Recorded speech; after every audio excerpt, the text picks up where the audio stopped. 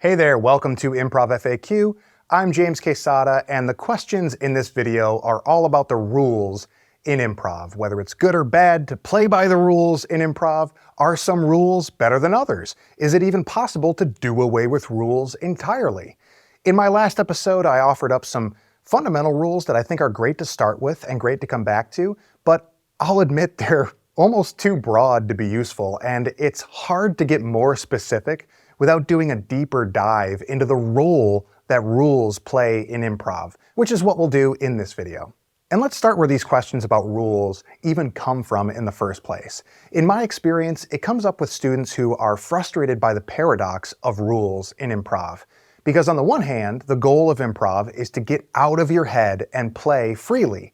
And then on the other hand, any class is going to offer you some amount of instruction and do's and don'ts, aka rules, to help you be a better, more versatile player. And when you start getting do's and don'ts, people start to get in their heads and think about what they're doing, and it doesn't feel like playing freely. And those do's and don'ts are things like say yes and, play at the top of your intelligence, don't negate, find the game of the scene, establish who, what, and where, don't create conflict, don't ask questions, don't do teaching scenes, don't talk about the past or the future or people and things that aren't in the room, focus on the here and now, and so on. Each of those rules has a strong explanation behind it, and when used as exercise, they can be very helpful in building good habits. But, as Mick Napier points out in his book Improvise, adhering to a list of rules doesn't actually guarantee a good scene, and breaking those rules doesn't always result in a bad scene. I've definitely seen shows where the good rules of improv were followed and everybody played nice and it turned out really boring.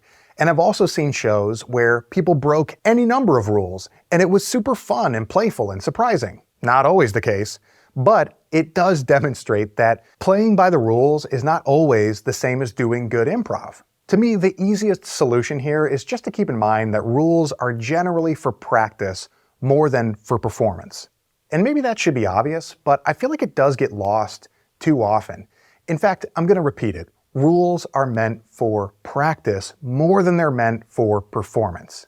When it comes to classes, the reason we set rules is so we have actionable ways to get better and see improvement, and so you can get a group of strangers in a room and get them all on the same page about how we're going to do this nebulous thing called improv. I also like to think about it like learning a musical instrument.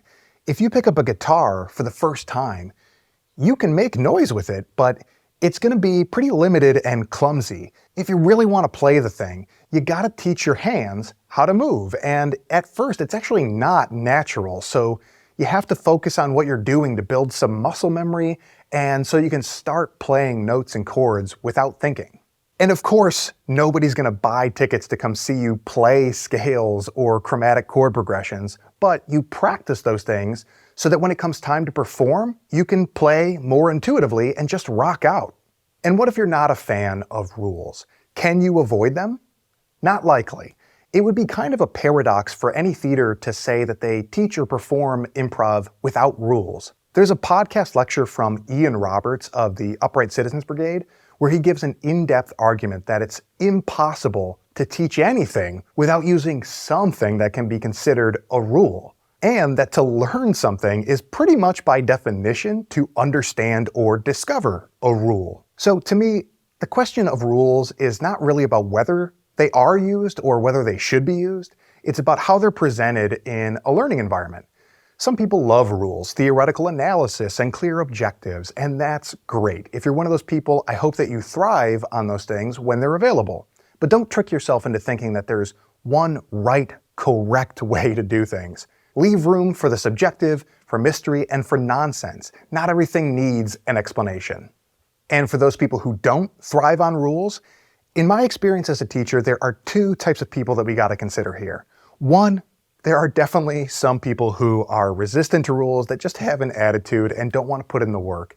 And for those people, the tough love answer is, you just got to get over it. Anything worth doing is worth working on. Sometimes it's just got to be less fun now so you can have a whole lot more fun later. There's no shortcuts. And avoiding the learning curve will also mean avoiding some opportunities and limiting your collaboration. It's possible to carve your own path for sure, it's just a lot harder, and the ceiling on your growth might end up being a lot lower, or you might hit it a lot sooner.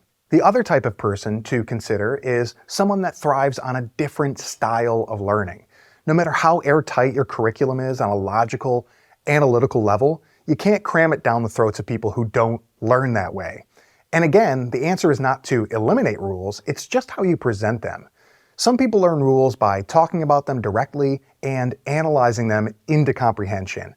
Other people learn rules by experience, being given an environment and freedom to try things for themselves, see how things feel, what works and what doesn't. There are ways to teach rules while hardly ever talking about them. Now, not every training center needs to cater to all students, but best case scenario, both students and teachers keep a more open mind about learning styles. If you're a student, have respect and patience for the learning process. Give things an honest effort, even when it's frustrating or difficult.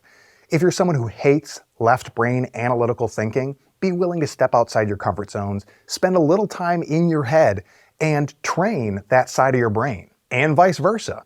If you're an analytical learner, be willing to let go from time to time, and know that you might have to do a little wax on, wax off before you realize you've been learning karate this whole time? If you're a teacher, find ways to engage people with both analytical and intuitive approaches. A warm-up or an exercise can have the sole purpose of being fun.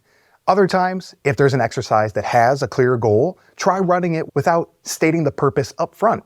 And just say, we're just going to see how this goes and we'll talk about it afterward. Sometimes the best thing that a teacher can offer is not an answer, but a creative environment for people to try things and take risks and fail and find out answers for themselves. My final thoughts on rules. There's a pretty great quote from Picasso that goes, "Learn the rules like a pro so you can break them like an artist." And that pretty much sums it up for me on rules. But also, part of the creative process is challenging what works and why. So if you feel strongly about your learning style and your artistic goals and you're not finding it in the available resources, it might be time to go find some other people who feel the same way and build your own thing. That's it for this episode. Make sure you like and follow and subscribe, and let me know in the comments what questions you would like to have answered on Improv FAQ.